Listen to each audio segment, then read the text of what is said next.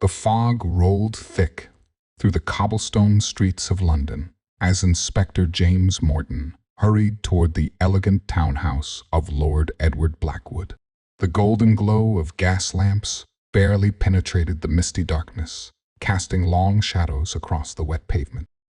"Inspector, thank heavens you've come." Lady Margaret Blackwood rushed to meet him at the door, her face pale with worry. "It's Edward. He's vanished without a trace."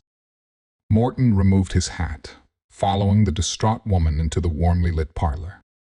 "Please, my lady, tell me everything." Edward was in his study last night, working late as usual. When I brought him his evening tea at 10 o'clock, he was gone. The window was locked from the inside. The door showed no signs of force, and yet, she gestured helplessly, he simply disappeared. Morton's keen eyes surveyed the study. Everything was in perfect order, the leather-bound books neatly arranged on mahogany shelves, important papers stacked precisely on the massive desk, even Lord Blackwood's favorite pipe resting in its stand. Only the chair showed any disruption, pushed back at an odd angle. "And you're certain no one entered or left the house?" "Absolutely certain. Matthews, our butler, was in the foyer all evening. No one came through the front door, and the servants' entrance was locked and bolted." Morton ran his finger along the windowsill, examining it closely. "No signs of tampering here. Was anything missing?" Lady Margaret shook her head. "That's the strangest part.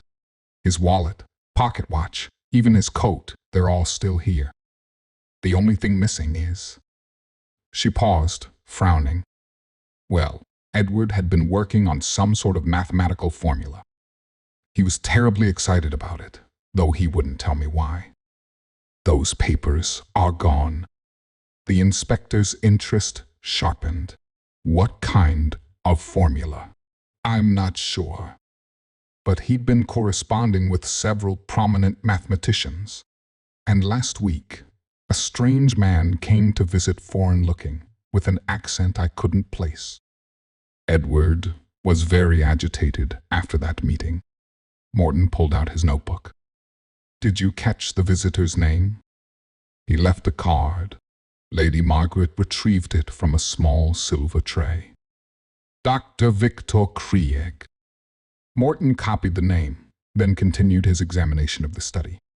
Near the fireplace, he noticed something odd, a few spots where the rich carpet appeared slightly discolored. Kneeling, he sniffed carefully. "Interesting. There's a faint chemical smell here."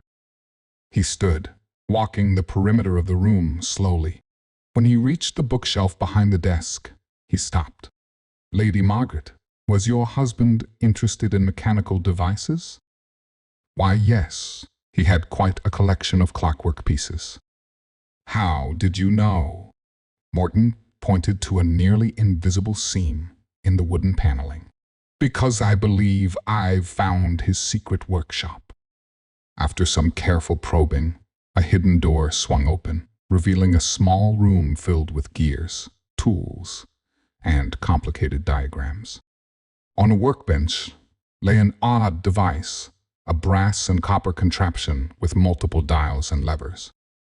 "Good Lord," Lady Margaret breathed. "I had no idea this was here." Morton examined the device carefully. "This is remarkable craftsmanship. But look here, scorch marks on the bench, and more of that chemical residue. Whatever this machine was meant to do, something went wrong." He turned to Lady Margaret.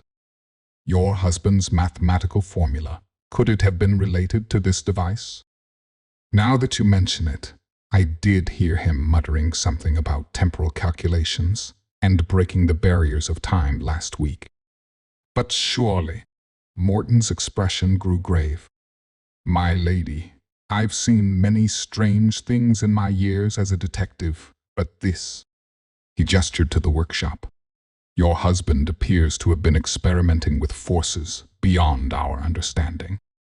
The question is, Did he succeed in his attempt to bend time itself, or did his device malfunction in a more permanent way? Just then, Matthews appeared at the door. "Pardon the interruption, but this telegram just arrived for Lord Blackwood." He handed the yellow envelope to Lady Margaret.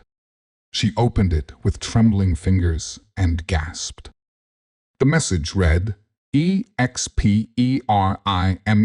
INTSUC EC ESF ULSTOPENJOYINGV IORIAANASTOPWILLRA TURNWUHEOPUC HELOV STIARD.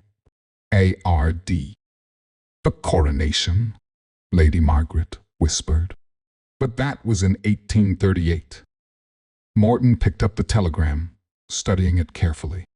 The paper was fresh, but the message, if true, it meant Lord Blackwood had done the impossible. "It appears, my lady, that your husband hasn't vanished in the usual sense. He's merely temporarily misplaced. What should we do?" Morton sighed, replacing his hat. "For now, we wait, and pray that Lord Blackwood's calculations for returning are as precise as those that sent him on his remarkable journey. I'll file this as an open case, but I suspect this is one mystery that time itself will have to solve." As he left the townhouse, Morton couldn't help but smile. In all his years of detective work, this was certainly a first, a vanishing that was also an arrival, just in the wrong century. He made a mental note to check the historical records for any mysterious appearances during Queen Victoria's coronation. Something told him he might find an interesting footnote about a peculiarly well-dressed gentleman who appeared out of nowhere, armed with knowledge of things yet to come. The fog swallowed him as he walked away, leaving the Blackwood house and its temporal secrets behind. Some mysteries, he reflected, were better left wrapped in the mists of time.